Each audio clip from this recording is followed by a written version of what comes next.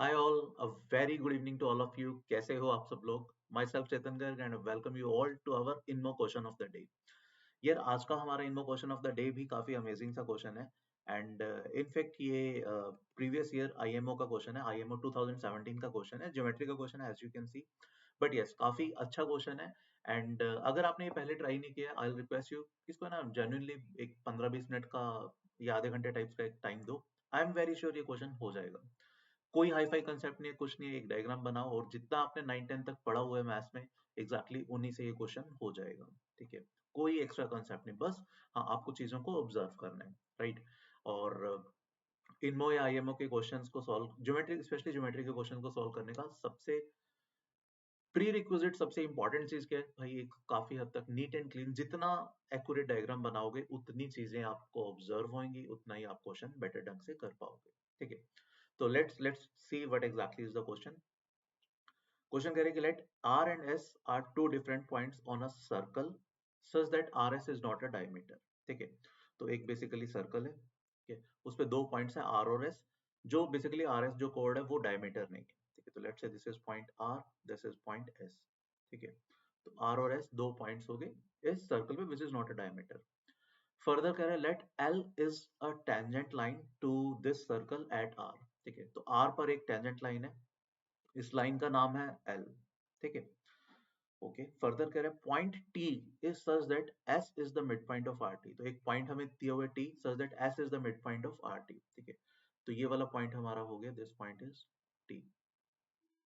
Clear. Further आगे क्या कह रहे हैं आप, पॉइंट जे इज सेलेक्टेड। देखो अब ये कह रहे हैं यहाँ पे point J is selected on the minor arc R S. R S minor arc पे एक पॉइंट जे सेलेक्ट किया गया such that the circum circle of triangle JST। Okay, तो J कोई भी एक पॉइंट है इस RS माइनर आर्क पर सच दैट JST का एक सर्कम सर्कल है। तो ओके हम बना लेते हैं, लेट्स से ये एक पॉइंट है J, ठीक, और इसका एक सर्कम सर्कल है JST का जो इंटरसेक्ट कर रहे हैं एल एल, यानी वो जो टेंजेंट लाइन थी at two distinct points. Obviously dotted line को एज यू कैन सी दो डिस्टिंक्ट पॉइंट पे कट कर रहे हैं। Let A is the common point of this new circle and L closer to R. Okay, so this point is given to be A. ये हमारा A point है। Further कह रहा है line AJ meets the previous circle at K. Okay, AJ line जो है वो इस previous वाले circle को, पहले वाले circle को K point पर meet कर रही है। ठीक है, तो what we need to prove that this KT line, ये वाली जो line है KT, ठीक है, ये tangent है नए वाले सर्कल पर, सेकंड वाले सर्कल पर at point this T. Okay, ठीक है, तो ये अब हमें प्रूव करना है काफी हद तक कि केटी बेसिकली जो ये येलो लाइन है वो टेंजेंट है बड़े वाले सर्कल पे। ठीक है, अब देखते हैं यार कैसे, मतलब क्या क्वेश्चन में गिवन है ना, कैसे कैसे हम क्वेश्चन में प्रोसीड कर सकते हैं। तो एटलीस्ट अपन ने काफी हद तक एक जो प्री रिक्विजिट है, काफी हद तक एक नीट एंड क्लीन डायग्राम बना लिया, जो कि बहुत ज्यादा कॉम्प्लिकेटेड देखो नहीं लग रहा है अभी तक। मे बी हमें कुछ कंस्ट्रक्शन वंस्ट्रक्शन करनी पड़ेगी, पता नहीं, देखते हैं क्यों क्या कैसे, वो सब चीजें हम देखते हैं। पहले हम सारी एनालिसिस लगाते हैं कि हमें प्रूव करना है कि केटी टेंजेंट है बड़े वाले सर्कल पर।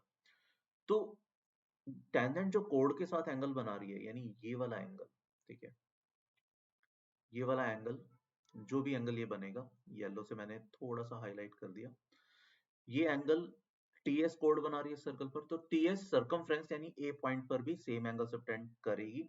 तो आइडियली अपने को क्या प्रूव करना है कि टीएस जो ये एंगल सबटेंड कर रही है ए पॉइंट पर, ठीक है, जिसको मैं येलो से डार्क कर देता हूँ, ठीक है, ये वाला एंगल और ये वाला एंगल, ये हमें दोनों इक्वल प्रूफ करने हैं। ठीक है, ये हमारा एम है, ठीक, ये हमें करना है। ठीक, अब देखते हैं कैसे करेंगे। अब कुछ कुछ ऑब्जर्वेशन बनाने की कोशिश करते हैं। देखो क्वेश्चन में क्या क्या कुछ कुछ दिख रहे हैं क्या, कोई एंगल इक्वल, कोई साइड्स कुछ परपेंडिकुलर, या मे बी कुछ पैरेलल पैरेलल कुछ भी, क्योंकि देखो अगर आपने ना काफी हद तक एक्यूरेट डायग्राम बनाया ना, तो क्वेश्चन में खुद से देखने की कोशिश करो यार क्या कुछ नजर आ रहा है। जैसे मुझे इसमें एक चीज नजर आ रही है कि यार ये जो बन रहा है आर के स्ट्रेट लाइन, वो एटी के काफी हद तक पैरेलल नजर आ रही है। होगा या नहीं होगा पता नहीं, बट हाँ एटलीस्ट ये नजर आ रही है। अगर ये पैरेलल है, अगर अगर ये पैरेलल है, तो आइडियली मेरे को ये वाला जो एंगल है बेसिकली वो इस एंगल के इक्वल प्रूव करना होगा। देखो पहली बात तो ये दिखने में लग रहा है, होगा या नहीं होगा पता नहीं मुझे। ठीक है, अब ये जो के आर,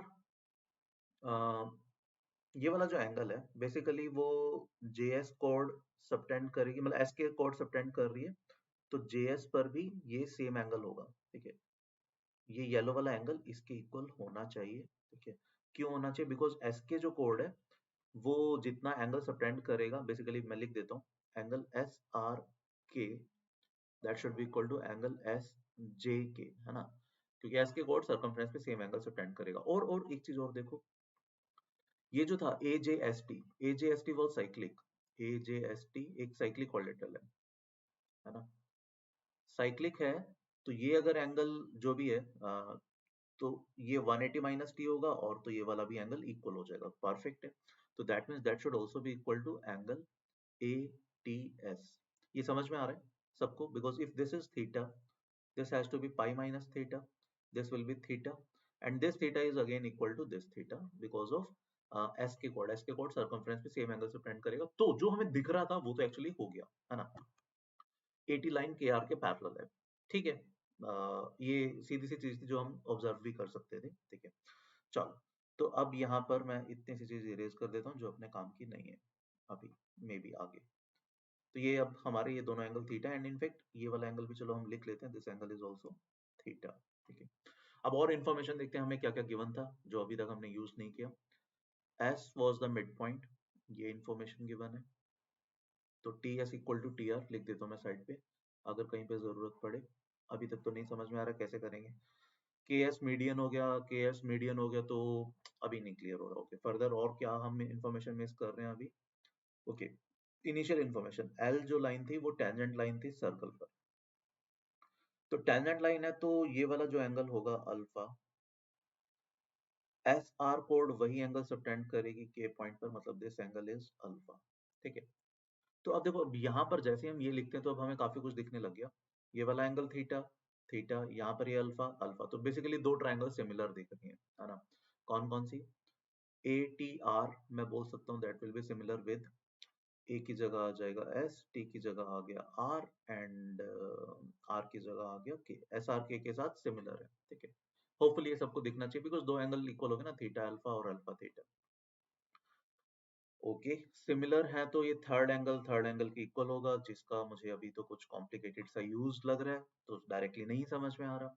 बट हाँ चलो, एटलीस्ट हम साइड्स प्रोपोर्शनल तो कर सकते हैं ना। हाँ, और देखो यहाँ पर है ना clearly, T S equal to S R है, तो S R T S equal to T R, नहीं sorry my bad, T S equal to S are.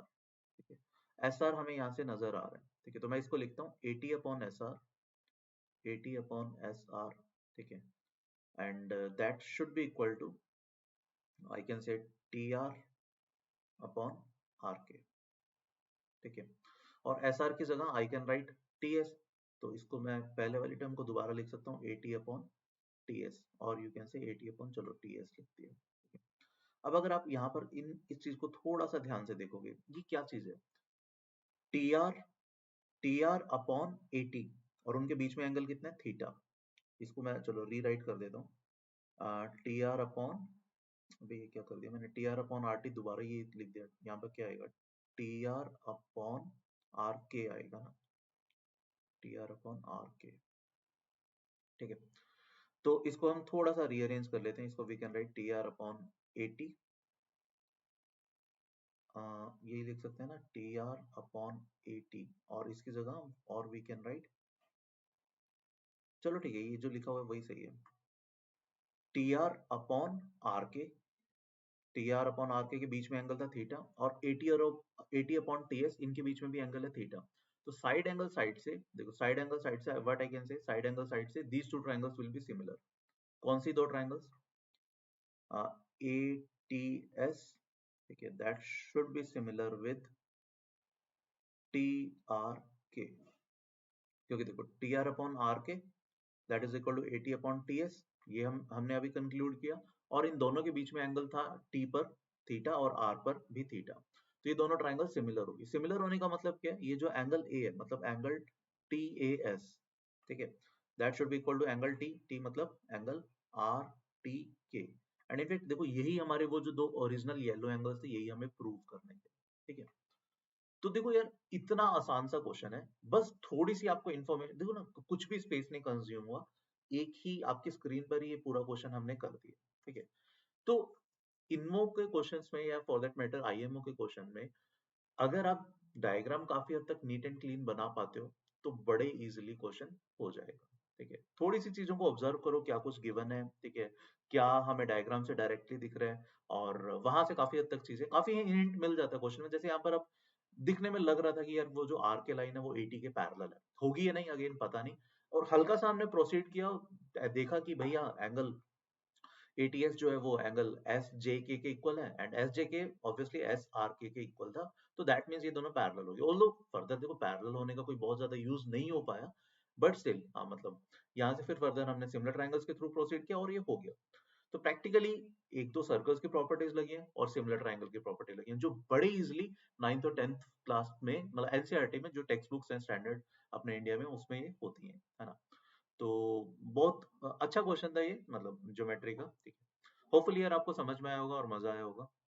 Next lecture में मिलते हैं। एंड इनफेक्ट यार इनमो का पेपर अभी आने वाली है ना, जैन मिड में है, तो जो बच्चे इस बार इनमो का पेपर लिख रहे हैं, those who are eligible to write INMO this year, they can enroll in our INMO batch, या इनमो का बैच हमारे यहाँ पे वीएस पे चल रहा है, that is completely free of cost, जिसमें बहुत सारे बच्चे हैं, अराउंड 50 के अराउंड बच्चे जो इस साल इनमो का पेपर लिख रहे हैं, वो ऑलरेडी प्रिपेयर कर रहे हैं उस बैच के थ्रू। तो अगर आप उस बैच का पार्ट बनना चाहते हो, तो नीचे डिस्क्रिप्शन में एक गूगल लिंक का फॉर्म दिया हुआ है, ठीक है, उसको फिलअप करो, है ना, and you will get automatically enrolled in that particular batch, ठीक है। कोई चार्जेस नहीं, that is completely free of cost, right. तो see you in the next in more question of the day. Till then, please take a very good care of yourself. Thank you. Bye bye.